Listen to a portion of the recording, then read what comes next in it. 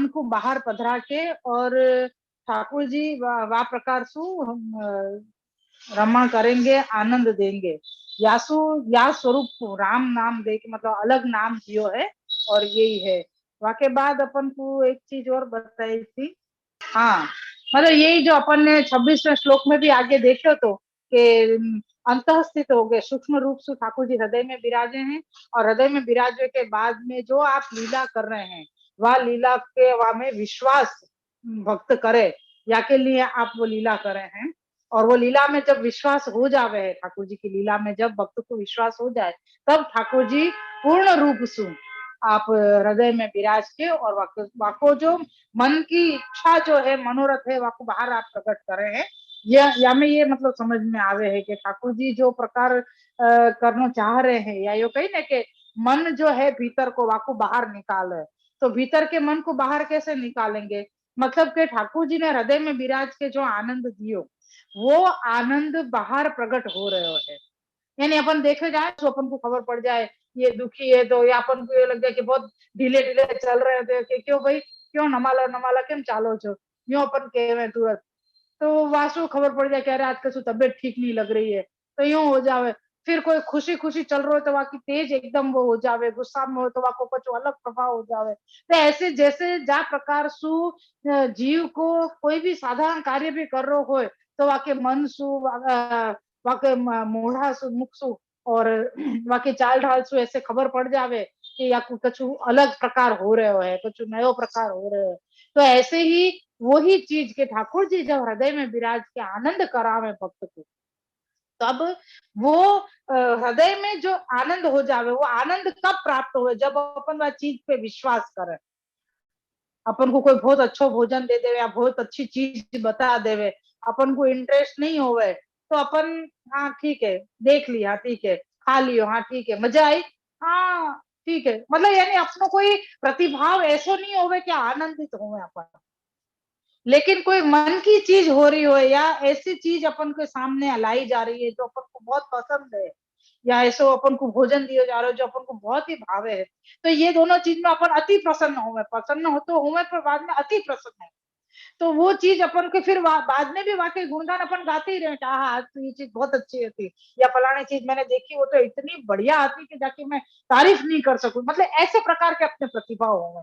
तो यहाँ पे भी ठाकुर जी हृदय में जब विराजे हैं भक्त के, और जब ठाकुर जी की लीला में जब आपको विश्वास करा मैं अपनी लीला में, तब वो भक्त ठाकुर जी की लीला में विश्वास करके और विश्वास करवे के बाद में फिर ठाकुर जी आपको पूर्ण स्वरूप जो पूर्ण रमण जो कहवे, वो रमण आप हृदय में विराज के पहले करावे, और वाके बाद फिर वो भीतरी मन को बाहर प्रकट कर, यानी फिर वो अपनो जो हृदय में जो आनंद है वो आनंद बाहर प्रकट हो जावे। वाके लिए कुछ ऐसा नहीं है कि हृदय में तो बाहर दिल निकल के बाहर आ गया और अपन को दिल की करो नाच तो जैसे फिल्मों में बतावा है, ऐसा नहीं हो। ठाकुर जी ने जो आनंद दी वो आनंद अपने मुख पे दिख रहे है, वो आनंद अपने हास्य में दिख रहे है, वो आनंद अपने चाल ढाल में दिख रहे हो, वो आनंद अपनी बातन में दिख रहे हो। तो याको मन के अपनो, याको मतलब ये कि अपनो मन बाहर आके प्रकट हो गयो यूं। तो ऐसे है कि ठाकुर जी जब आनंद देंगे तब अपन या प्रकार से आनंदित होके और या ही प्रकार से मतलब ये कहे ना कि आज मेरे तो पांव जमीन पे नहीं टिक रहे, क्यों तो कह अरे आज तो मैं बहुत खुश हूँ। तो वो आनंद को प्रतिभाव है कि अपन को जो आनंद प्राप्त हो रहे है वो यही प्रकार से। तो ये प्रकार अपन ने कल देखे, तो फिर यहाँ पे अपन ने छोड़ दियो तो पहले ही पैराग्राफ छोड़ दियो तो 27वें श्लोक को। तो श्री ठाकुर की कृपा से चालू करें अपन। वल्लभाधीश जय हो। श्री कृष्णाय नमः। श्री गोपीजन वल्लभाय नमः। श्री वाक्पति चरण कमलेभ्यो नमः। श्रीमद् भागवत महापुराण श्रीमद् वल्लभाचार्य जी विरचित श्री सुबोधनी जी की टीका 10वां स्कंद पूर्वार्ध में तामस प्रकरण को प्रमाण अवान्तर प्रकरण को चल रहे है और वहां में अपने 4th अध्याय चल रहे है, और श्रीमद् भागवत जी 10वें स्कंद के अनुसार ये 8वां अध्याय यानी कि 8वां अध्याय चल रहे है। 27वें श्लोक में अपन चल रहे हैं, या श्री सुबोधनी जी को अपन वर्णन करते हुए चल रहे हैं। तो ठाकुर जी ने जो ये 2 लीला करी, कौन सी? तो एक तो घुटरोन चलवे की, और फिर आप अनायास ही काल काल जैसे गतिमान है वह प्रकार से ठाकुर जी धीरे धीरे फिर और बड़े भय, तो अब घुटरून के बाद अब आप अपने चरणारविंद से स्वतंत्र पूरे व्रज में चलवे लगे। तो कह रहे हैं कि ये जो दोनों लीलाएं करी ठाकुर जी ने, ये दोनों ही लीलाएं भूमि के सुख दानार्थ करी है। वाके लिए भी अपन ने देखो तो कि प्रथम जन्म प्रकरण के अध्याय को जो वर्णन अपन ने शुरू में कियो तो कि जब पृथ्वी के भार दूर करने के लिए, पृथ्वी को ताप दूर करने के लिए जब ठाकुर जी से विनती करी गई, तब ठाकुर जी ने आज्ञा करी थी कि मैं प्रकट होके और भूमि को भार दूर करूंगा।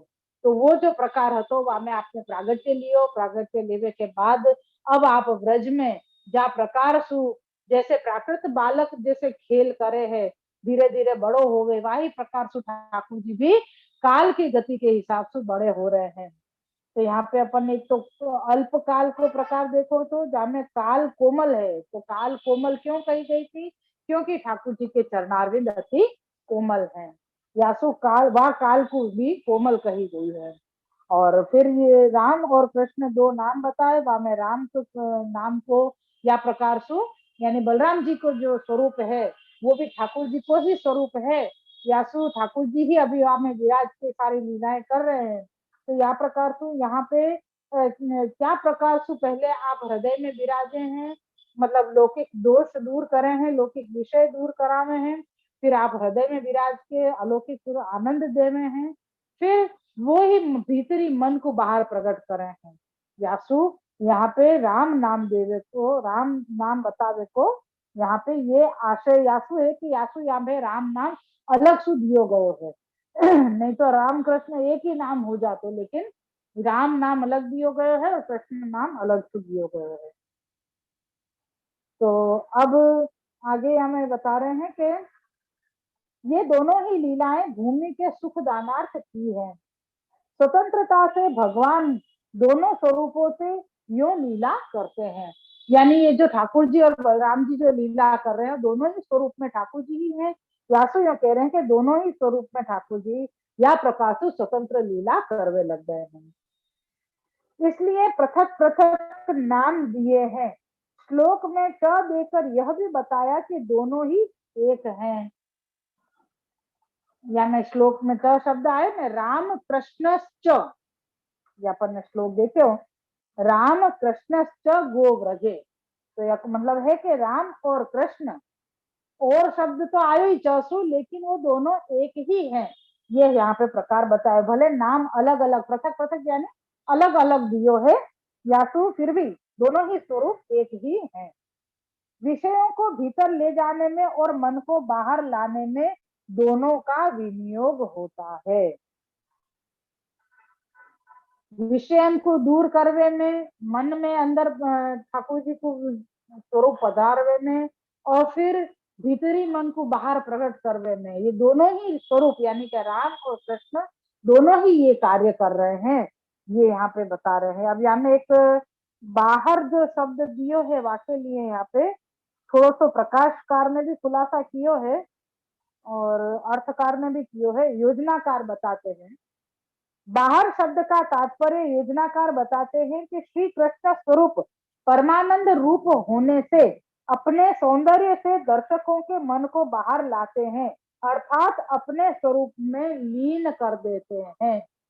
मैंने बताया ना प्रभु की कृपा से, वल्लभ की कृपा से ठाकुर जी अपना स्वरूप को हृदय में पधरा रहे हैं, जीव के भक्त के हृदय में पधरा रहे हैं। फिर आप जो लीला कर रहे हैं वह लीला में पूर्ण विश्वास करवा रहे हैं कि नहीं ये तो प्रभु ने ही करी है ये लीला, या ये कोई सामर्थ्य असाधारण लोग कोई नहीं कर सके ऐसा कार्य। तो ये बालक है, पर पूर्ण पुरुषोत्तम है, परब्रह्म परमात्मा है, ये विश्वास हो जावे जीव की भक्त को, तब आप ठाकुर जी यो देख लियो कि ना आप को मेरे में पूरा विश्वास है, तो ठाकुर जी वह प्रकार सु बाकी अंदर पूर्ण रूप से विराज के और वाको आनंद देवे। वो आनंद देवे के बाद में वाको मन बाहर लाए ना, अपन ने देखा ना कि मन को बाहर प्रकट कियो, तो मन को बाहर प्रकट करने को क्या प्रकार बतायो, तो कि जो आनंद जो हृदय में मिल रहे है वो आनंद बाहर प्रकट हो रहे है। जैसे श्री कृष्णदास मेघन जी को तो कि भाई वार्ता प्रसंग सब सुनते ठाकुर जी महाप्रभु जी से, फिर वो आप बोलते रहते, आपको मनन करते रहते, तो या प्रकार से सबन को कहते थे, उनको आनंद बाहर प्रकट होते रहते थे। और एक श्री महाप्रभु जी को नाम है लीलामृत रसार्द्राद्री कृताखिल शरीर व्रत, यानी जो लीला को अनुसंधान कर रहे हैं, लीला अमृत रस आर्द्र, यानी लीला को जो अमृत है वह रस सु आर्द्र हो रहा है। आर्द्र होना यानी भीग जानो, वह रस रस हो तो रस तो भीजो ही जाए ना, रस खायो नहीं जाए ना। खावे की चीज हो तो अपन को टुकड़ा टुकड़ा दिखे, जो रस है तरल पदार्थ है, द्रव्य पदार्थ है, तो ये तो रस है, या तो सीधो पियो जा सके, या को पान पियो जाए, या को खायो नहीं जाए। तो ये जो रस है वाके लिए आर्द्र हो, और रस रस जो आर्द्र हो, तो लीलामृत रसार्द्राद्री, यानी लीला अमृत जो है वासु व रससु खुद आर्द्र हो रहे हैं और दूसरे को आर्द्र कर रहे हैं। तो वो दूसरे को आर्द्र कैसे करेंगे? हरिराय जी भी आज्ञा करे हैं शिक्षा पत्र में कि सूखो कपड़ा अगर भींजे कपड़ा के पास रहेगो तो वो भीग जाएगा, वो सूखे हुए कपड़ा को सुखाएगो नहीं।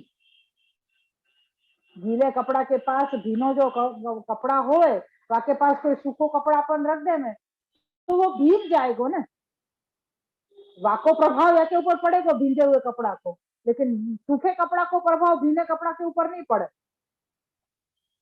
ऐसे ही यहाँ पे कह रहे हैं कि जाने लीला अमृत को रस पान कियो है, वो रस सु भिंजो भयो है, और फिर वो दूसरे को भिंजावे है। आर्द्र आर्द्री दो शब्द दिए हैं, एक दो शब्द दिए गए हैं एक नाम के अंदर, जो लीला अमृत रसार्द्राद्री अखिल कृत शरीर भ्रत जो है, तो यानी ठाकुर जी को जो लीला को अनुसंधान जो कियो, या लीला को जो आनंद जो आप खुद ने प्राप्त कियो है, वह आनंद में ठाकुर जी को वो जो लीला को अमृत प्राप्त कियो, वह अमृत खुद तो अच्छे हैं, लेकिन अगर कहीं कहवे ना कि जैसे कोई तरंग उठे, तरंग उठेगी समुद्र की तरंग जैसे होवे, वो तरंग उठे तो एक बार तो थपेड़ करके वापस जावे समुद्र के अंदर, लेकिन वहां के आसपास जो भी खड़े हो ना उनको वहां के छाटा तो उड़े ही उड़े। कहीं अपन जल ढोलेंगे तो भले एक ही जगह पे जो जल ढोलो होवे तो भी आसपास वहां के छाटा जरूर उड़ेंगे। तो ऐसे ही यहाँ पे जो लीला के वहां में जो आर्द्र जो भक्त है, लीला अमृत के रस में जो भींजो हुआ जो भक्त है, वो अगर कहीं वह रस सु इतनो भरा जावे है कि वाके छीटा चारों तरफ उड़े ही उड़े हैं, यानी वो खुद तो भींजो भयो है, आर्द्र है, दूसरे को भी वो यही प्रकार से आर्द्र कर सके है। तो अपनो अखिल शरीर आर्द्र है, तो ये मन बाहर आवे को एक प्रकार है कि मन बाहर आ गयो, भीतरी जो आनंद रूपी जो आनंद प्राप्त कियो वो जो मन है वो मन अपनो बाहर आयो। तो वो मन बाहर आयो को मतलब है कि हमने वह रस को प्रकट किया, जो रस आनंद हमने प्राप्त कियो है वह रस को हमने बाहर प्रकट कियो। तो वो बाहर प्रकट कियो या को ये मतलब भयो कि हमने अपनो मन बाहर लायो। तो यहाँ बाहर आवे के बाद हम तो लीन है वहां में, तो यहाँ पे यही खुलासा कर रहे हैं योजनाकार जी, ये बता रहे हैं कि श्री कृष्ण स्वरूप परमानंद रूप होने से, श्री कृष्ण स्वरूप परमानंद रूप होने से अपने सौंदर्य से दर्शक के मन को बाहर लाते हैं। जो हृदय में हम आनंद ले रहे हैं वाकू ही हमारी नजर बाहर ढूंढे कि अरे वो स्वरूप कहाँ है, वो कहाँ मिलेगा, कहाँ दर्शन होंगे, तो हम वह स्वरूप को ढूंढे, यानी दर्शक के मन को बाहर लावे, यानी इच्छा करें हम कि हमारे हृदय में जो प्रभु विराज रहे हैं वो अब हमको साक्षात बाहर पधार के दर्शन दे। तो वो जो इच्छा हमारी है वह इच्छा सु ही हम वहां में लीन हो जाए, यानी फिर हमको और कछु नहीं अच्छो लगे, कछु सूझे भी नहीं, कोई विचार दूसरे आवे ही नहीं अपन को, हम वही ठाकुर जी के स्वरूप को व ठाकुर जी के आनंद को ही प्राप्त करने की इच्छा कर रहे हैं और वाही के लिए हम तड़प कर रहे हैं। तो वो यही को तो ताप के हैं, जब ये ताप होवे हृदय में, जब वो विरहाग्नि वो विरह ताप जब उठे तभी तो ठाकुर जी हृदय में से बाहर पधारे। तो यही कही कि ठाकुर जी एक बार जब हृदय में पधार के आनंद दे रहे हैं तो जब वापस साक्षात बाहर पधारेंगे तो आपको विशेष आनंद आएगा। तो वो आनंद प्राप्त करावे के लिए ठाकुर जी ने कही कि ठाकुर जी फिर वाको मन बाहर प्रकट कर देवे, भीतरी मन बाहर लावे। तो वो भीतरी मन में कौन है, तो के ठाकुर जी। तो आप ठाकुर जी को साक्षात दर्शन करने की इच्छा है, और हम आपके स्वरूप में आपने जो अलौकिक आनंद दियो, वह आनंद में हम रत हो गए हैं। हम ऐसे भींच गए हैं कि अब हमको और कछु सुहावे ही नहीं है। अब हमारे पास जाकू भी आना हुआ आओ, वो भी हमारे रस में साथ में न भींच जाएगो, तो वो वह प्रकार से ही बन जाएगा। तो ये सारा प्रकार है, यासु हम ठाकुर जी में लीन हो गए हैं। तो यहाँ पे यही प्रकार बता रहे हैं कि अपने स्वरूप में लीन कर देते हैं। ठाकुर जी को ये प्रकार बताया है कि विषयों को भीतर ले जाने में और मन को बाहर लाने में, विषय को तो पूरा खत्म कर दियो, फिर ठाकुर जी आप विषय बन के हृदय में पधार गए, है ना। क्योंकि जीव कभी खाली मगज नहीं रहेगो, वाके दिमाग में कछु न कछु तो फितूर चलतो ही रहे, चाहे वो अच्छो हो चाहे खराब हो, लेकिन कछु न कछु दिमाग में चलते रहे, को कभी कभी खाली दिमाग नहीं हो गए। तो जब सारे विषय खत्म हो गए अपने, तो फिर कोई तो विषय बनेगा ना। जगह खाली हो गई तो कच्छ तो भराएगा। जैसे कहे ना कि हवा हवा के लिए कहीं जगह नहीं हो, हवा हर जगह पहुंच जाए, कैसे भी रूप में हवा तो पहुंच ही जाओ, वाकू तुम ना तो रोक सको ना कुछ कर सको वाकू। तो ऐसे ही है कि वाकू खाली जगह मिलनी चाहिए, कोई भी खाली जगह कोई भी कोना हो, हवा जरूर पहुंच जावे। तो ऐसे ही जहां अपना हृदय खाली भयो, लौकिक विषय से हृदय खाली कर दियो ना ठाकुर जी ने, आसपास है वो हृदय में है, जब भी आसपास घूम रहे है ना, तो वो सब चीज खत्म कर दी आसपास की। तो आसपास की सारी चीजें लौकिक विषय खत्म हो गए, तो अब ठाकुर जी के लिए तो पूर्ण ऋतु जगह बन गई अच्छे से। तो ठाकुर जी आनंद से विराज गए और आनंद दे रहे हैं हृदय में विराज के। तो वो आनंद फिर बाहर प्रकट हो रहे, क्योंकि अब हमारे पास आपके सिवा कुछ है ही नहीं। अब हमारे पास आपके सिवा अब कुछ है ही नहीं, और हमको अब चाहिए भी नहीं, हमारी और कोई इच्छा ही नहीं है आपके सिवाय। और तो अब आप हमको साक्षात दर्शन दो, और दर्शन दे के अब हमको साक्षात आनंद दो। तो ये जब भक्त की इच्छा हो जावे, या भक्त की इच्छा ऐसी बनावे ठाकुर जी ठाकुर जी ऐसी इच्छा बनावे भक्त की कि तुम ऐसी भावना करो, ऐसे मनोरथ करो कि साक्षात, यानी वो ताप देने वाले भी तो आप ही हैं। जब आप आएंगे, आप पधारेंगे, जब ही तो आपको प्राप्त करने को ताप होएगो। अभी तो आप पधारे ही नहीं है, आप पधारे नहीं है तो ताप कैसे होएगो। हम तो वही ढूंढ रहे हैं कि कहाँ हो आप, पहले तो आप पधारो हृदय में, जब हमको आपको प्राप्त करने की और इच्छा होए, और ये इच्छा हो कि बस आप हमको आनंद देते ही रहो। फिर आप हमसे क्या प्राप्त कर रहे हो ये हमको नहीं मालूम है। तो ये अपने ये यहाँ पे यही प्रकार यहाँ पे बता रहे हैं कि ठाकुर जी जब अपने अपने स्वरूप को हृदय में से बाहर पधारे तो मनोरथ जब भक्त को देवे, या को मतलब ये हो गया कि ठाकुर जी अपने आप में भक्त को लीन कर रहे। वो लीन होना ये हो गया व्यसन दशा, जो श्री गज्जन धावन जी की अति दिख नहीं रहे हो तो कि नवनीत प्रिया जी और वो साथ में है। जैसे तो अक्का जी ने पान लेवे भेज दिए कि जाओ पान, बीड़ा के लिए पान खत्म हो गए, जाके पान ले आओ। और ठाकुर जी के मासू में वो द्वार पे ही खड़े रहते थे, तेरा लगो रहते तो तेरा के पास ही गज्जन धावन खड़े रहते थे। नवनीत प्रिया जी से वहीं से बातें करते थे, क्योंकि वल्लभ के घर में विराज रहे थे ना, तो एक मर्यादा थी, एक आड़ थी। लेकिन ना तो गज्जन धावन रह सके ठाकुर जी के बिना, नवनीत प्रिया जी के बिना, और ना नवनीत प्रिया जी ने राजभोग अरोगो। आपने मना कर दी, मेरे गज्जन आएगो तभी मैं राजभोग अरोगूंगो। और गज्जन धावन तो अभी डोरी तक भी नहीं पहुंचे और मूर्छित हो गए। तो ये व्यसन दशा है कि आपके बिना हम और के भले आपके ही लिए सेवा में, आपकी ही टेल के लिए जा रहे थे ना, बीड़ा की तो पान खत्म हो गए थे, प्रभु के ही सुख के लिए जा रहे थे। लेकिन फिर भी वो व्यसन दशा ऐसी हो गई थी कि आपसु एक क्षण भी, या देह से भी दूर होनो, मन से तो दूर नहीं आते लेकिन देह से भी दूर होनो उनको, और न तो उनको और न नवनीत प्रिया जी को पसंद भयो। या नवनीत प्रिया जी भी रूठ के विराज गए और वहां गज्जन धावन मूर्छित हो गए। तो ऐसी व्यसन दशा कि क्या क्या प्रकार सु के कितनी वार्ता दिन में है।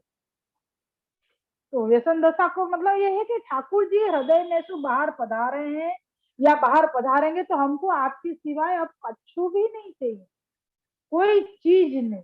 तो यही चीज है कि ठाकुर जी में अपने आप को लीन करना, या ठाकुर जी अपने भक्तन को अपने आप में अपने स्वरूप में लीन कर दे में, ये प्रकार यहाँ पे बताया गया है। वो भीतरी विषय को खत्म करके अपने में मन लगायो है जीव को, भक्त को। और वाही प्रकार सु वाकु ऐसो आनंद दियो हृदय में विराज के, आनंद देवे हैं आप।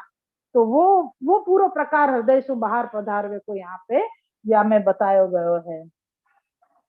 फिर सु मैं थोड़े सो ये वापस सु मैं पढ़ना चाह रही हूँ कि श्री सुखदेव जी ने राम नाम से यह बताया है कि जब भगवान का योगी जन ध्यान करते हैं तब भगवान उनके बाहर के लौकिक विषय का त्याग करा के भीतर अलौकिक रमण कराते हुए उनको आनंद देते हैं और भीतर के मन को बाहर लाते हैं, इसलिए भगवान को राम कहते हैं। इस आशय को बताने के लिए राम नाम पृथक दिया गया है, क्योंकि उस स्वरूप से यहाँ यह लीला भी हुई है। जैसा कि अंतःस्थित रूप से रति के उत्पादन की सामर्थ्य एवं मन आदि को बाहर निकालकर परमानंद रूप आनंद दान सामर्थ्य भी प्रकट की है। ये दोनों ही लीलाएं भूमि के सुख दानार्थ हैं।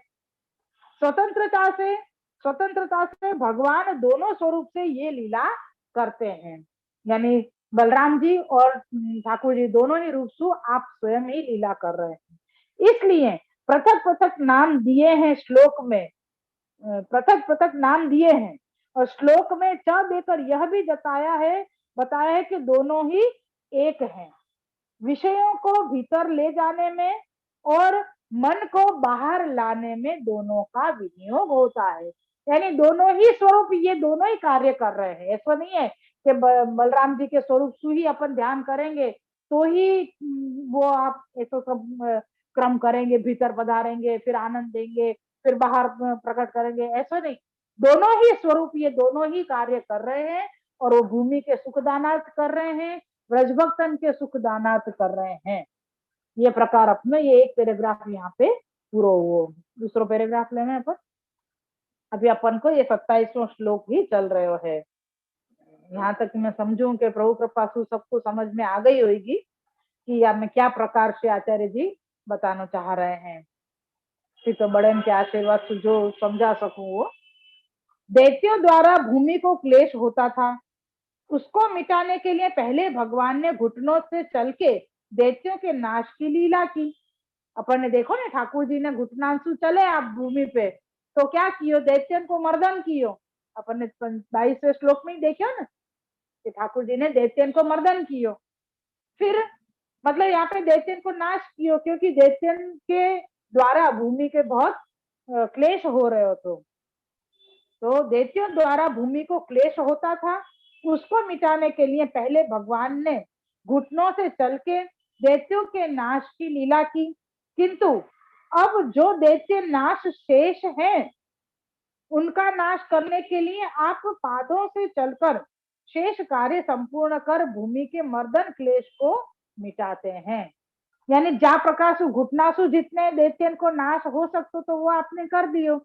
अब और जो दैत्य शेष रह गए हैं उन दैत्यन को नाश करने के लिए अब आप अपने चरणारविंद से चल के और ये कार्य संपूर्ण कर रहे हैं और भूमि के संपूर्ण कर भूमि के मर्दन क्लेश को मिटाते हैं, यानी भूमि को जो क्लेश हुए हुए वाको आप दूर कर रहे हैं। यहाँ घुटनों से न चलने का कारण बताया गया है कि यह लीला गोकुल में करनी है। अभी भी घुटनों से ही चलते रहेंगे तो आगे की लीला कैसे करेंगे? अभी तक तो नंदालय में ही चल रहे थे आप, अब तो आपको पूरे गोकुल में चलना है। तो या के लिए कह रहे हैं कि पहले घुटनों से चलने की लीला भी गोकुल में की है।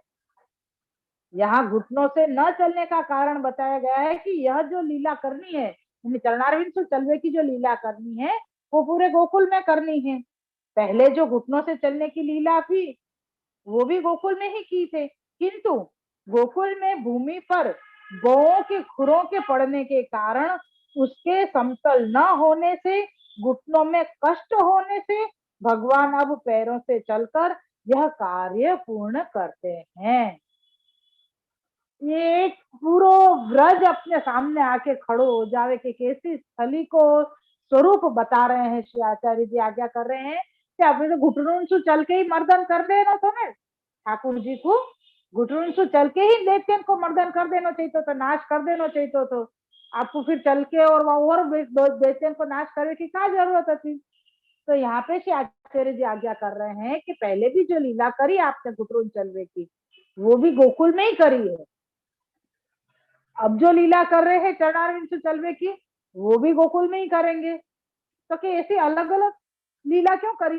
तो वाकई लिए कह रहे हैं आचार्य जी कि पहले जो घुटरून चलवे की जो लीला करी, तो जो गोकुल में लीला करी वह गोकुल की भूमि गाय की भूमि है, गाय चलेगी पूरी भूमि पे गाय चले, तो अभी जैसे ये पक्की भूमि है ऐसी पक्की भूमि थोड़ी ऐसी वहां पे तो ऐसी व्रज की रज ऐसी है कि जहां पग धरेंगे वहां जगह पे निशान पड़ जाएंगे।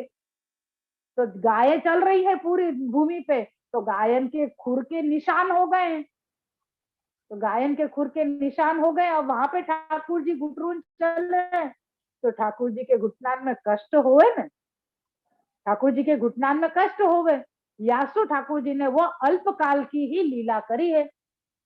ये चीज अब अपन को समझ में आ रही है ना, शुरू में बताया कि अल्पकाल है, अल्पकाल कोमल है, क्यों, क्योंकि ठाकुर जी के चरणारविंद कोमल है, तो ठाकुर जी के घुटनान भी इतने कोमल कोमल है कि आप ऐसी भूमि पर चलेंगे तो आपको श्रम होएगा। यासु अब वाही गोकुल में ठाकुर जी वो जो उबड़ खाबड़ जगह हो रही है कि कहीं खुरन के निशान हो गए हैं, तो जगह कैसी हो गई, समतल नहीं है, आपको संतुलन बिगड़ चुका है, कहीं खड्डा है कहीं सीधी है फिर कहीं खड्डा आ गए, ऐसे प्रकार से हो रहे है। तो ये सारे प्रकार से बालक अगर ऐसी जगह पे चलेगो तो वाको कष्ट होवे। तो ये यहाँ पे श्री आचार्य जी बता रहे हैं कि गोकुल में भूमि पर गौओं के खुरों के पड़ने के कारण, उसके समतल न होने से, घुटनों में कष्ट होने से भगवान अब पैरों से चलकर यह कार्य पूर्ण करते हैं। भगवान अनेक प्रकार से पाद विन्यास करते फिरते हैं, यानी पैरों से चलते हैं, पैरों को धरते हैं, अलग अलग प्रकार से ठाकुर जी अपने चरणारविंद धर रहे हैं। जैसे कहे ना कि नए नए बालक चलना सीखे तो एकदम से चलवे नहीं लग जावे, कभी डगमग के चलेगो, कभी 2 कदम में 1 कदम रखेगो, कभी 1 कदम में 2 2 कदम रखने की कोशिश करेगो, ऐसे अलग अलग प्रकार से ठाकुर जी चलवे की कोशिश कर रहे हैं। तो यहाँ कह रहे हैं कि भगवान अनेक प्रकार से पाद विन्यास करते फिरते थे, अलग अलग प्रकार से ठाकुर जी वहां पे पांव धर रहे हैं अपने। यहाँ मूल में वी चक्र मतुहु यानी क्रिया भूतकाल की दी है। तो आचार्य जी कहते हैं कि भगवान की लीला नित्य होने से उसका समाप्त हो जाना कभी भी नहीं समझना चाहिए। यहाँ पे हम कह रहे हैं कि वी चक्रेशु यानी ये ऐसा भी ठाकुर जी ने कियो, तो ये कियो को मतलब तो भूतकाल हो गयो। तो श्री आचार्य जी आज्ञा कर रहे हैं कि ठाकुर जी की लीला तो नित्य है, या को कभी भी पहले हो गई है ऐसा नहीं समझना चाहिए, यह ठाकुर जी की लीला समाप्त हो गई है ऐसा भी नहीं समझना चाहिए। काव्यों में किसी भी काल की क्रिया हो तो भी उसका अर्थ किसी भी काल में लिया जाता है, अर्थात काव्यों में काल का प्रतिबंध नहीं है। यहाँ तो नित्य स्वरूप भगवान की नित्य लीला में काल का कोई प्रतिबंध हो ही नहीं सकता है।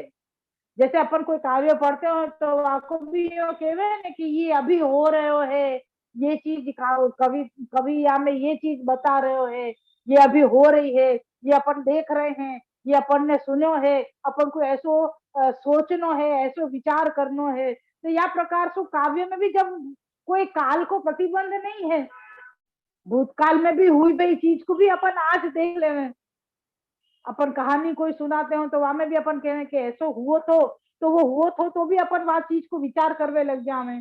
समझने लग जाए, सुन तो अभी रहे हैं ना अपन वो कहानी। तो ऐसे प्रकार से श्री आचार्य जी कह रहे हैं, जब लौकिक में भी काव्य में कोई काल प्रतिबंध नहीं कर रहे हैं, तो ये तो ठाकुर जी की लीला है। ठाकुर जी की लीला तो नित्य है और नित्य नौतन है। या सो आपकी लीला कभी समाप्त नहीं हो गई, तो यहाँ में कोई काल को प्रतिबंध नहीं है। यहाँ पे ये प्रकार के तो ठाकुर जी या समय भी आप चरणारविंदु चल रहे हैं, और वह प्रकार से डगमग भी चल रहे हैं, और धीरे धीरे भी रख रहे हैं। कभी एकदम से जल्दी चलवे जा रहे हैं, कभी चलवे की कोशिश कर रहे हैं तो पाँव उठ नहीं रहे। बच्चा को है ना, कभी कभी इच्छा करे ना तो भी पाँव उठे ही नहीं धरती पे से, चलवे जाए और धड़ाम करके गिर जाए, तो ऐसा भी बालक को हो जाए। तो ठाकुर जी ऐसे अलग अलग प्रकार से अपनी सारी लीलाएं करके और यहाँ पे अपनी माता को भी आनंद दे रहे हैं और सब गोपी जनन को आनंद दे रहे हैं। तो ये प्रभु कृपा से अपने ये 27वां श्लोक यहाँ पे पूरो भयो। आभास ले ले में एवं राजसी लीला कृत्वा लीलांतरम कृतवा नित्याह ततस्वी ततस्वी त्रिभी। आभास है कि इस प्रकार राजसी लीला का वर्णन कर, यानी समान उम्र वाले के लीला कर को वर्णन करके अन्य लीलाओं का वर्णन 3 श्लोकों से करते हैं। अब जो लीला आएगी वो धूर्त लीला आएगी, धूर्त लीला 28, 29 और 30। अब जो यहाँ में करेंगे विशेष वर्णन, ओहो 28 में भी 28 के बाद 28 और फिर 29, और 29 में भी कितना बड़ो प्रकार, और 30वां श्लोक भी डबल डबल श्लोक को 30वां श्लोक है, यानी 2 लाइन को 1 श्लोक हो गए, यहाँ पे डबल 4 लाइन को 1 श्लोक है। हाँ, प्रभु ये या समय तक में पूरा हो जाए तो अच्छा है। अपन को क्या करें, कसुम्बा छठ के आसपास तक मालूम नहीं है पूरा होएगा कि नहीं, पर ये आवाज अपन को तो आयो के श्री वल्लभाधीश की जय हो। आज के वाम में अपन को खास करके ठाकुर जी भीतर विराज के मन क्या प्रकार से भक्त को बाहर निकाले हैं, वो एक अपन को समझ में आयो प्रभु कृपा सु। और अब तो हृदय में आप विराजे तो ताप होए, यह प्रकार की राह देखनी है अब तो, कि बस ठाकुर जी क्या प्रकार सु अपने भूमि पे चल रहे हैं। ऐसी उबड़ खाबड़ भूमि है जहाँ पे ऐसी रज अपन यात्रा करवे जावे, तो यात्रा में पाल पड़े तो पाल जहां भी पड़े हुए या ब्रज की स्थली में अपन देखें तो कैसे उबड़ खाबड़ रज होवे, थली होवे यो सुखी होवे, लेकिन गायें जब चली हुए तो हमें खुर के निशान हो गए हो, तो कैसी उबड़ खाबड़ हो गई होवे। तो ऐसे जगह पे ठाकुर जी चल रहे हैं, तो वो दर्शन करके भी अपन को यूं लग रहा है कि आह प्रभु अब आपको घुटनों में कष्ट होएगो, तो आप चरणारविंद से चलवे को प्रयास कर रहे हैं, चल रहे हैं, और या प्रकार से ऐसे चल रहे हैं जैसे कभी चरणारविंद जल्दी जल्दी चलवे को प्रयास कर रहे हैं, कभी धीरे धीरे चल रहे हैं, कभी एकदम चलवे जा रहे हैं और रुक जा रहे हैं। बहुत सारे प्रकार जैसे घुटरुन में लीला करी आई प्रकार तो या में भी अलग अलग प्रकार के विन्यास ठाकुर जी चल रहे हैं और भक्तन को आनंद दे रहे हैं। ये प्रकार यहाँ पे बतायो है। या कह रहे कि अभी राजसी राजसी तामस जो भक्त हते उनके लिए आपने ये लीला करी है, और अब तामस तामसी भक्तन के लिए लीला करेंगे। तो वाकई 3 श्लोक अब आएंगे, और ये प्रकार यहाँ पे ठाकुर जी को बताया गया है। श्री वल्लभाधीश की जय। अब एक बात को खुलासा करना है, एक तो कल तो छुट्टी है वो तो बराबर, कल को प्रकार रखेंगे, ऐसा होएगा तो रविवार को अपन चालू रखेंगे या रविवार को भी कैसे अनुकूलता रहेगी मतलब पता नहीं है, पर कल तो अनुकूलता नहीं रहेगी। पर अब है कि जो तीसरा अध्याय जो अपन ने कियो, जामे सकट भंग प्रणावर्त लीला और जम्भाई लीला, जो श्री यशोदा जी को जो दिखायो गयो ब्रह्मांड, वो 3 लीला एक अध्याय के अंदर करी। जब मैंने वो अध्याय की शुरुआत करी थी, अभी जो 45 नहीं 48 46 48 जो क्लिप अभी मैं भेज रही हूँ, वह क्लिप के अंदर ये मैंने बोलो है, जो मेरी गलती है वाको मैं सुधारने के लिए कह रही हूँ कि वहां में मैंने सकट भंग लीला में ही 3 लीला बता दी, उक्षेपण अपक्षेपण और जम्हाई लीला। तो ये 3 लीला मैंने सकट लीला में ही बता दी थी, जो ऐसा नहीं है, लेकिन अपक्षेपण का मतलब है ऊपर उड़ानो, तो वह आपने सकट को ऊपर उड़ा दियो। फिर अपक्षेपण का मतलब है नीचे गिरानो, तो वह आपने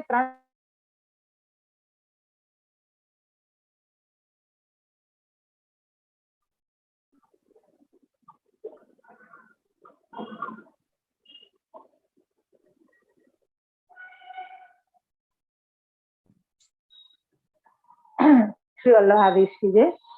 तो मैं यहाँ पे ये बताना चाह रही थी कि तीसरा अध्याय जो सकटभंग लीला, तृणावर्त लीला और जम्हाई लीला, जहाँ में श्री यशोदा जी को ब्रह्मांड दिखा के आपने अपनो सामर्थ्य जो बतायो, वो जो लीला ठाकुर जी ने करी है, वह लीला के अनुसंधान में मेरे तो बतावे में थोड़ी गलती हुई थी, तो वो मैं श्री वल्लभ सुख क्षमा मांगू हूँ।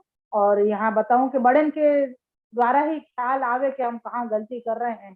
तो जब ताजी की क्लिप मैंने सुनी या समय, तो तब मेरे को पता चली कि यहाँ पे 3 जो लीला भई है, सकटभंग, तृणावत वध और जम्हाई लीला, ये 3 लीला में ठाकुर जी के 3 स्वरूप बताए गए। एक ठाकुर जी ने 3 प्रकार की लीला करी, तो वो अपक्षेपण, नहीं उपक्षेपण, अपक्षेपण और जम्हाई लीला, यानी अपक्षे उपक्षेपण यानी उड़ानो, तो सकट को उड़ायो। फिर मैंने यूं भूल से कह दी थी कि सकट को ही गिरायो, और सकट के बाद मतलब ठाकुर जी ने जो कंटाला व्यक्त कियो अपनो, वो तो खैर यहाँ में आयो ही तो, लेकिन वो जम्हाई लीला को भी मैंने वामे ही साथ में बताई है। तो ऐसा नहीं है, वो तीनों लीला अलग है। ठाकुर जी ने सकट को उड़ायो, कर्णावर्त को नीचे गिरायो, वो एक लीला अलग करी, और जम्हाई लीला जहाँ में ब्रह्मांड यशोदा जी को दिखा के अपनो सामर्थ्य प्रकट कियो। तो ये प्रकार में तीसरे अध्याय में अपन ने देखे थे। तो ये प्रकार आयो तो कि ठाकुर जी ने 3 प्रकार की लीला करी, वो 3 अलग अलग लीला है, एक लीला में ही 3 प्रकार की लीला नहीं है। सकट भंग में ही ये तीनों लीला नहीं है, लेकिन सकट भंग अलग है, वहां में आपने उपक्षेपण कियो, और आके बाद तृणावत लीला में आपने अपक्षेपण कियो, और जम्हाई लीला में आपने अपना सामर्थ्य यशोदा जी को बतायो। तो सकट को उड़ानो, तृणावत को गिरानो और जम्हाई लीला, या प्रकार की 3 लीला, अलग अलग लीला में 3 लीला करी, लेकिन ये तीनों ही लीला एक ही अध्याय के अंदर आई है, तीसरे अध्याय में, जो आपको यशवर्धक जो है, ऐश्वर्य, वीर्य और यशवर्धक जो अध्याय हतो तीसरो अपनो, वहां में आपकी ठाकुर जी ने या प्रकार की तीनों लीला, यशवर्धक लीला आपने करी है। शकट को उड़ानो, प्रणावत को गिरानो और जमाई लीला करनी, तो ये प्रकार थी। तो वहां में मेरे से भूल भई थी, तो वो यहाँ पे सुधार रही हूँ कि वल्लभ प्रभु से विनती करूं अपना बच्चा जान के मुझको क्षमा करें, और आगे तो ये प्रकार मुझको बताना चाहिए, क्योंकि बड़े के आशीर्वाद के बिना ये चीज समझना बहुत मुश्किल है। जब बड़े कृपा करे, आप वाको 4 प्रकार से अपन को समझावे, तब अपन को समझ में आवे कि हाँ ये कितनी गहन बात है, जो कि ये भी मैं अभी बिल्कुल ऊपरी ही समझ पाई हूँ, और इतना ही ऊपरी ही समझावे को भी प्रयास कर रहे हैं। या कि गूढ़ अर्थ क्या है, ये तो मुझको अभी भी शिवल्लभ कृपा करेंगे या जन्म में तो समझ में आएगी, पर जो समझ में आ रही है वो भी मेरे लिए तो बहुत अहोभाग्य है। बहुत ही यूं समझ में ये हो जाए कि ये जो अभी मेरा पीरियड चल रहे हो, ये जो समय चल रहे हो है, ये वास्तव में बड़े के आशीर्वाद सु, श्री वल्लभ की, श्री यमुना जी की कृपा सु ये गोल्डन पीरियड चल रहा है, सुनहरो समय, सुनहरो काल या समय चल रहे हो, कि जामे श्री महाप्रभु जी आप साक्षात सब स्वरूपन के साथ में, बड़े के आशीर्वाद के साथ यहाँ पे साक्षात विराज के अपने बच्चा को, तुम हम सब सबन को आप समझा रहे हैं अपने स्वरूप, अपनी वाणी के द्वारा, अपने ये या पुस्तक के द्वारा। आप जो समझावे के लिए इतना श्रम लियो आपने भीतर से पदार्थ के, वाको कड़ी का भी अपन को हृदयारूढ़ हुए, तो ये आपकी अनहद कृपा है, अपना जीवन धन्य हो जाए बस। या मैं क्या, हमको तो समझ में नहीं आ रहा है, हमको सुनने में कछु समझ में नहीं पड़ रहा है, सब बोले जा रहे हैं तो हम या तो हम तो आवे ही नहीं है, या मीटिंग में या सत्संग में हम तो नहीं आवे, ऐसा नहीं करना चाहिए। भले समझ में आवे कि नहीं आवे, बस सुनते रहो, सुनते रहो। अपने आप प्रभु हृदय में विराज के समझाएंगे। अपन को कोई कोशिश, अपनी कोशिश तो वैसे भी समझ में नहीं आवे वालों है, ये तो मार्ग कृपा को है। आपने ये रास्ता बतायो है, आपने यहाँ साधन बतायो है, तो अपन को ये साधन करना है, अपन को यह रास्ता पे चलना है बस। समझाना है नहीं समझाना है तो आपकी इच्छा की बात है। आपको जो दृढ़पने समझाना है वो दृढ़पने से समझाएंगे, जो यूं ही जावे देनो है वाको कहेंगे कि वाह अभी यूं ही चलवे दो, तेरे को इतना ही समझना है, तेरी बुद्धि इतनी है, यूं कह के आप छोड़ देंगे, ठीक है, वो आपकी इच्छा है। पर हमको कैसे भी हो और लोगन को जोड़ना चाहिए यहाँ में, कि अपने पुष्टि मार्ग में आवे के बाद अपन को ये श्री सुबोधनी जी को पान करनो अनहद जरूरी है, लेकिन वो भी भगवत कृपा के बिना शक्य नहीं हो सके है। तो अगर अपन यहाँ पे आ रहे हैं सुन रहे हैं तो वाकई लिए भी अपन को भले नहीं समझ में आ रहा है, नहीं तो को भले तुम बगासा खाते खाते भी सुनो, पर सुनो, क्योंकि ठाकुर जी अपन को अपने आप अपने में रस करवाएंगे, अपनों चारों तरफ को सारों विषय हटा देंगे, आप अपने आप को ही विषय बनाएंगे। जैसे जी ने पहले ही बताया था ना कि प्रमाण प्रकरण चल रहे हो, या में अपन को ठाकुर जी को विषय बनाना है, ये अपनो प्रमाण प्रकरण चल रहे हो। जब प्रमेय प्रकरण आएगा तो ठाकुर जी अपने आप विषय बन जाएंगे, तब बनाने की जरूरत नहीं पड़ेगी। यासु अभी तो अपन को विषय बनाना है ठाकुर जी, क्योंकि अभी अपन बिल्कुल प्राथमिक दशा में चल रहे हैं, बिल्कुल यूं समझो कि घुटरून चलना भी अभी नहीं आयो अपन को, तो ठाकुर जी तो चरणारिंद तो चलने लग गए, तो अपन को तो घुटरून चलना भी नहीं आयो। अभी तो अपन पढ़े पढ़े पढ़े देख रहे हैं कि अब क्या करना क्या करना, कोई मुख चलावे कोई मुख उठावे, ऐसे पराधीन पड़े हैं अपन तो, ऐसी तो दशा है अपन की जीव किया समय। तो बड़े के आशीर्वाद तो जो समझ में आई, और भी थोड़ा बहुत प्रकार हतो, अब याद नहीं आ रहा बीच में सब जी को जब सुनो तो वहां समय अनुसंधान भयो तो कि या चीज को बार बार खुलासा अपन को करना चाहिए, बार बार या को मनन करना चाहिए कि ठाकुर जी ने, हाँ दो चीज हती, या समय है तो मैं आज ये ले लूं। एक तो अपन ने पहले देखे हो तो कि ठाकुर जी ने असुर क्यों पैदा किए, सब अपने भक्त क्यों पैदा नहीं किए ठाकुर जी ने, सबको प्रकट करने वाला सबको जन्म देने वाला तो ठाकुर जी है ना, तो अच्छा ही पैदा करते, बुराई पैदा ही क्यों करी ठाकुर जी ने।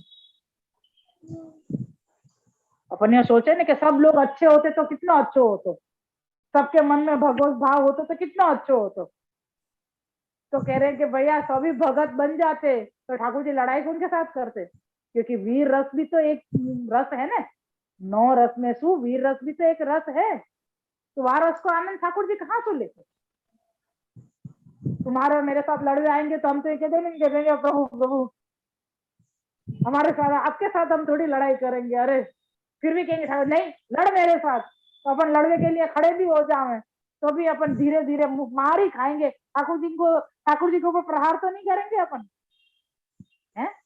आज अपनो छोटो सो बच्चा हो अपन को यूं कहे कि चलो पापा कुश्ती करें, चलो मम्मी कुश्ती करें, तो अपन कुश्ती तो करेंगे, तो वाको प्रहार अपन सहन करेंगे, लेकिन अपन वाको मारेंगे नहीं, मारेंगे भी तो ऐसे हल्के हाथ से, जैसे वाको यूं लगे कि हाँ मुझको मार रहे हैं बस ऐसे, तो आपको मजा नहीं आएगी। हाँ बहुत छोटा बच्चा होगा तो आपको मन बहल जाएगा, लेकिन ऐसे कोई पोगंड लीला पोगंड रूप वालो है कि भाई 7-8 साल को थोड़ा समझने वालो, और वो कहे कि चलो चलो अपन लड़ाई करें, तो अपन लड़े जाएंगे, और कोई ऐसे मन आवे जाएंगे तो कहे क्या है यार मामा आप तो ढंग से खेलो भी नहीं हो, ढंग से कुश्ती भी नहीं करो पापा, आपको तो कुश्ती करना भी नहीं आवे, यो करके बच्चा रूठ जावे, तो फिर वो कौन के साथ खेलने जाएगा, तो आपको भी तो ऐसा चाहिए ना कोई खेलने के लिए, तो सामने जो ऐसो वैर भाव वालों कोई होएगो वही तो सामने प्रहार करेगो, तभी तो ठाकुर जी अपने सामर्थ्य बता सकेंगे, तो सामर्थ्य कौन के ऊपर बताएंगे।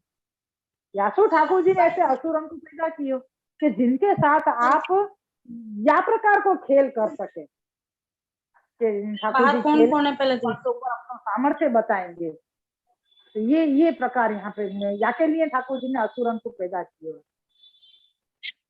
तो ये असुर असुर हो गए, ये एक प्रकार, ये ताजी की वचनामृत सुने तब मेरे को समझ में आए कि वो ठाकुर जी ने असुरन को क्यों पैदा किए, नहीं तो तब तक तो यही सोच रहे थे जैसे वो मैंने नहीं एक डॉक्टर की बात बताई थी, जामनगर में है एक वैष्णव डॉक्टर, जो वाको सुई लगाना वाको काम है, दवा देना वाको काम है। तो बालकन के पास आवे, कोई को कुछ तकलीफ हो गई हो तो इंजेक्शन देना पड़े, तो आके क्या फ्यूल फ्यूल फ्यूल फ्यूल, अरे क्या यार फ्यूल फ्यूल कर रहे, तुमको सुई देनी है तो सुई लगा दे फटाफट, कहीं आड़ी ओड़ी लगा दी तो उपाधि करेगा। भाग के क्या भैया तू ऐसे या के करते सीधे सीधे कोई बिना जो वैष्णव नहीं हो ऐसे डॉक्टर के पास चले जाना अच्छा, क्योंकि वैष्णव को हृदय कोमल हो, वो वाको हृदय तो यही हो गया ना कि भक्त है ना, भक्त को हृदय भगवान के लिए तो कोमल ही रहेगा हमेशा, तो वाके लिए तो थोड़ा क्रूर हृदय वाला चाहिए ना, जाके सामने ठाकुर जी लड़ सके। तो वो साधारण डॉक्टर के पास मतलब कोई ऐसे डॉक्टर के पास जाएंगे जो वैष्णव नहीं है, तभी वो अच्छे से इंजेक्शन भी लगाएगा और ऑपरेशन भी कर सकेगा। अन्यथा वैष्णव जो होगा डॉक्टर वो तो ना तो इंजेक्शन लगा सकेगा और ना ऑपरेशन कर सकेगा, क्योंकि वाकू तो भगवान दिख रहे हैं ना वहां पे। ये ऐसा प्रकार हो जाए, यासु ठाकुर जी ने असुर पैदा किए कि भैया मेरे को लड़ना है तो मैं सखान के संग कैसे लड़ूंगे, तो वो लड़ने के लिए तो फिर वो लड़ेंगे, तब तक ठाकुर जी के सामर्थ्य भी पता चले कि क्या ये है ठाकुर जी के सामर्थ्य, भैया तू तो बड़ो बलवान है। सखाए फिर कहेंगे ना ठाकुर जी की बड़ाई करेंगे, हाँ अरे कन्हैया तेने तो ये गजब कर दी, ये तो हम सोचो ही नहीं तो, क्या तेने तो या के साथ कुश्ती करी, या को कैसे मार दियो तेने, एक समय या को उड़ायो और यो मार दियो है, धेनुकासुर को मार दियो और बकासुर को मारो और कालिए को दहन कियो। तो ये सब ठाकुर जी की ये सारे वो देख के सखाए सब ठाकुर जी की बड़ाई करें ताकत की, तो ठाकुर जी और प्रसन्न हो, तो यासु ठाकुर जी ने असुरन को पैदा किया, ये एक प्रकार समझ में आए। तब यो भयो के नहीं वास्तव पण भक्त को हृदय हमेशा ये सोचे कि ठाकुर जी को श्रम ना हो, जैसे देवकी जी ने वसुदेव जी ने भी ये विचार और जो कही कि आप कंस को एक क्षण में मार दोगे, देवकी जी ने ये विनती करी कि आपके लिए कोई बड़ी बात नहीं है कंस को मारना, लेकिन हमने अगर आपको वास्तु लड़ते देख लियो तो हमारे प्राण निकल जाएंगे, यासु आप कृपा करके द्विभुज स्वरूप होके प्राकृत बालक होके यहाँ से आप अन्यत्र पधार जाओ, अभी पधार जाओ, बाद में देखी जाएगी जो होगी, लेकिन आप अभी यहाँ समय आप पधार जाओ। तब ठाकुर जी ने देवकी जी वसुदेव जी की वो विनती सुन के और द्विभुज स्वरूप हुए चतुर्भुज में सु, और आप गोकुल पधारवे को सारी अनुकूलता आपने करी, ये एक प्रकार भयो। और एक चीज ये बताई थी, हाँ वो तो निरोध सिद्ध करवे के ठाकुर जी निरोध सिद्ध करवे के लिए, मतलब ये कह रहे हैं ना कि ठाकुर जी ने ऐसी अलग अलग लीलाएं क्यों करी, ठाकुर जी तो एक क्षण में भक्तन के निरोध सिद्ध करा सकते थे, ठाकुर जी कह देते कि एक क्षण में मन बदल दिए, जैसे कहते हैं कि यहाँ पे सूक्ष्म रूप से हृदय में विराज के और आपकी लीला में विश्वास करा रहे हैं, ये प्रकार जो पूरा बतायो, तो वो तो आप एक क्षण में कर देंगे, आपको विचार करने मात्र में ये हो जाएगा, तो आपको तो याके लिए कोई इतनी लीला करने की कोई जरूरत ही नहीं है अलग से, तो कभी ऐसा क्यों कर रहे हैं ठाकुर जी कि तामस तामसी है तो वाके लिए अलग लीला कर रहे हैं, राजस तामसी है तो वाके लिए लीला अलग कर रहे हैं, सात्विक तामसी है तो वाके लिए अलग लीला कर रहे हैं, फिर ऐसे ही राजस राजसी आएंगे, राजस तामसी आएंगे, राजस सात्विकी आएंगे, तो उन सबके लिए आप ठाकुर जी जैसो भक्त है ऐसी लीला करेंगे, ऐसा सब करने की क्या जरूरत है ठाकुर जी, तो कह रहे हैं कि अगर ऐसा नहीं करें, अगर ऐसा नहीं करेंगे ठाकुर जी तो पहली बात तो तुम्हारे साथ खेल कैसे करेंगे, तुम्हारो निरोध सिद्ध कैसे होएगो, तुम्हारो मन ठाकुर जी में आसक्त कैसे होएगो, वो तो एक क्षण में कर दिए, ये जादू फिरायो, ये जादू की छड़ी घूम गई, हो गयो खत्म, का मजा आई, लो एक जादू की छड़ी घुमा दिया मैं तो का कहवे, कबूतर में से रुमाल हो गयो, रुमाल में से कबूतर हो गयो, वो जादू करने वाले करे ना ऐसे, तो वो तो भाई ठाकुर जी के लिए बड़ी बात नहीं है, तो ऐसे नहीं किया ठाकुर जी ने, क्यों नहीं किया, यही के लिए नहीं कियो कि ठाकुर जी अगर ऐसा कर लेते तो तुम गुणगान क्या करते, अगर ठाकुर जी ये पूतना मोक्ष नहीं करते लीला, ठाकुर जी सकट भंग लीला नहीं करते, ठाकुर जी तृणावर्त को वध नहीं करते, ठाकुर जी जम्माई लीला नहीं करते, तो अपन के पुस्तक में लिखो हुआ का तो हम गुणगान काय को करते, हम वांचन काय को करते, जब ठाकुर जी लीला ही नहीं करते। एक ही वस्तु में, एक ही लीटी में सब खत्म हो जाते। वे ठाकुर जी ने एक जादू की छड़ी घुमाई और सबको मन अपनी तरफ कर लियो और ले गए सबको साथ में। एक वो बहुत पुरानी कहानी है ना, एक कोई इंग्लिश कहानी है, वैसे टीवी में बहुत आती थी कि एक शहर में ना चूहान को उपद्रव बहुत हो गया, बहुत चूहा ही चूहा हो गए सबके घर में। तो बहुत परेशान हो गए लोग, जहाँ देखो चूहा ही चूहा निकला। तो कोई ने सोचे कि भैया को कैसे दूर करे, तो एक बांसुरी वालो હતો वाने कही कि मैं इनको सबको ले जा सकूं। तो के कैसे ले जा सको, तो कि वो मेरे मेरे हाथ की बात है। तो के ठीक है, तो कि कछु वाने मांगो, ये सब मुझको बहुत याद नहीं है। तो के हाँ ठीक है, हम दे देंगे।